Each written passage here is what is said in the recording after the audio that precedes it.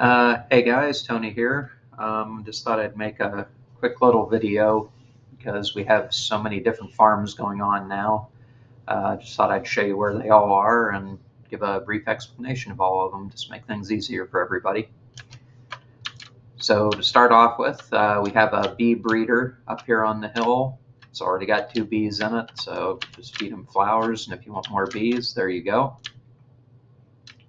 We've got the frog breeder here. Already have buckets of tadpoles. Just break this glass, throw them in, and then wait. Same thing over here. This will make hot weather frogs. This one makes temperate weather frogs. To get the cold weather frogs, there's another one set up in the end that you can use to get those ones.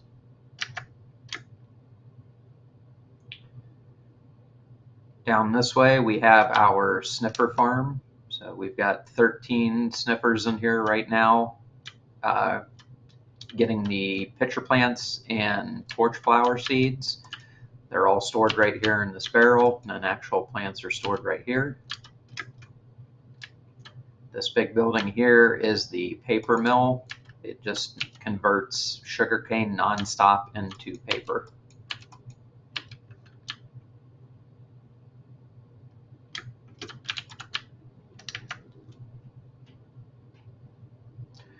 Over here we have a wool farm. This has 16 sheep in it, one for every color, constantly shearing them, and all of the wool is getting stored down here in these chests here. So if you need wool for any projects, pixel art, anything like that, just go right there. Over here we have the actual bee farm. This side makes honeycomb, and this side makes bottles of honey.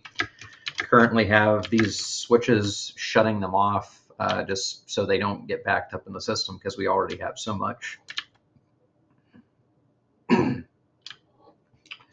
This here is our armadillo farm.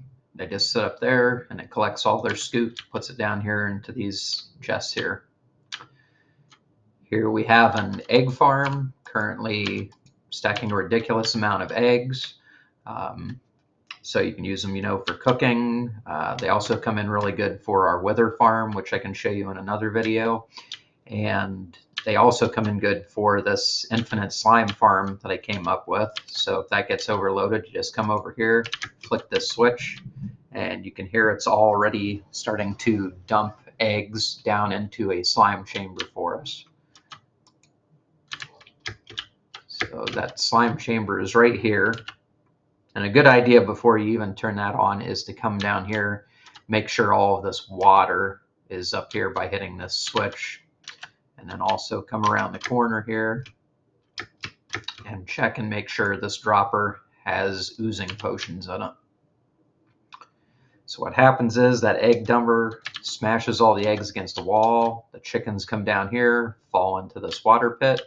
You come over here, flick that twice to drop a potion of oozing on them. Flick that twice to take the water away. They all die in the magma, and when they do, because of the oozing potion, they turn into slimes, which then all die and turn into slime balls. And you can see here that sometimes there's just so many in there, the slime actually spills through the walls. Once that's done, just click that twice, put all the water back out. And then down here is where all of the slime is being held. So we've got a non-stop supply of slime.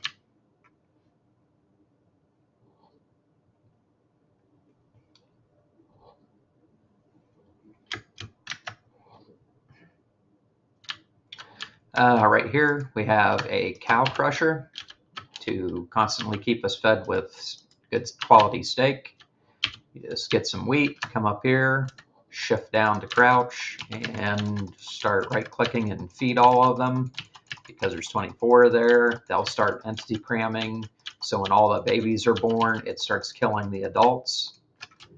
And when they die, all of their meat and leather goes into here, and then you can just cook it right up here.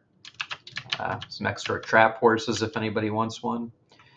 This is a brown mushroom farm here.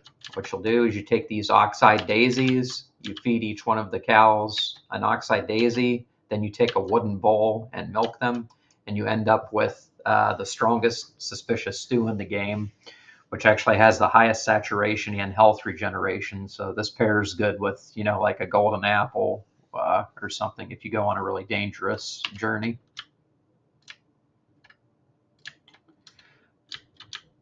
Down this way is still, nothing's changed here. We still have the potato, beet, carrot, and manual wheat farms all going on right there. You have the pumpkin and melon farm. Still, this hasn't changed at all. We added this, just a cocoa bean farm. You can just bust those and get all the cocoa beans.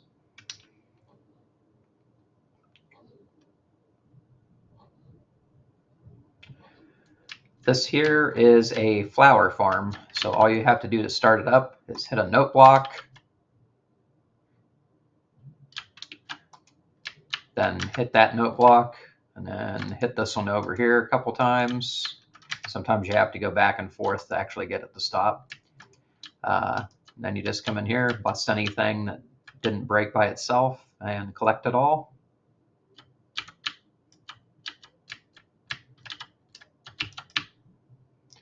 So in this biome, we can collect 4 different types of flowers. The majority of them will be the yellow dandelions. But as you can see, we also get red poppies, blue cornflower, white oxeyes, and then the gray azures. We also get lots of wheat seeds. You just throw them back up here in this box, turns it into bone meal, feeds the farm. If this ever runs out, you can actually manually feed bone meal right here in this chest. This device is a kelp collector. Currently building up box after box of kelp. Once these are all full, it'll start feeding kelp over here into the smoker, and we'll actually start making us dried kelp blocks. So really quick food source, but it's actually also the strongest fuel source in the game. This is a manual chorus flower farm. You just break the flowers on all of the plants. Once all the flowers are broken, then you break the stem to get the coarse fruit. And you just take the flower, replant it, because this is the only real way to massively produce flowers. I'm going to take some more with me here. Because up here, this is a more industrial. This is just for chorus fruit. You'll just flip this switch, water will come down, it'll break all of the fully grown plants and collect all of the chorus fruit down there. As you can see, there's quite a bit of spillage on this because we just can't control, which way the chorus fruit trees grow.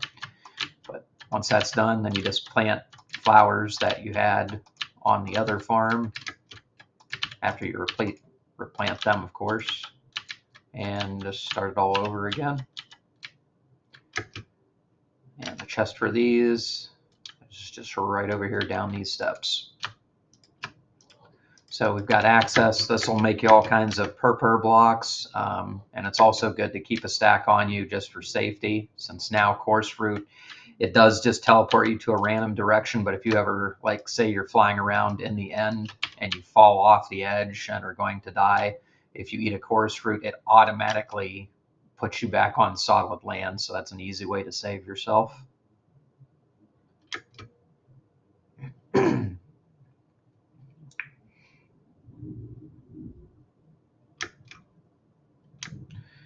Up here by the melon farm, we've added a little message board so you can leave notes for everybody if you can't get a hold of them in Discord.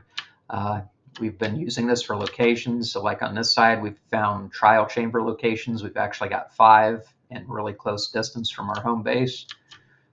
This takes us over to the axolotl breeding ground, which doesn't have a portal yet. And here's an ancient city, which hasn't been touched yet.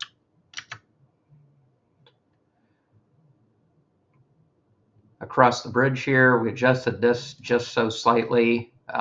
This down here collects absolutely nothing but sugarcane, and then this collects nothing but bamboo, so it's a little bit more efficient for both.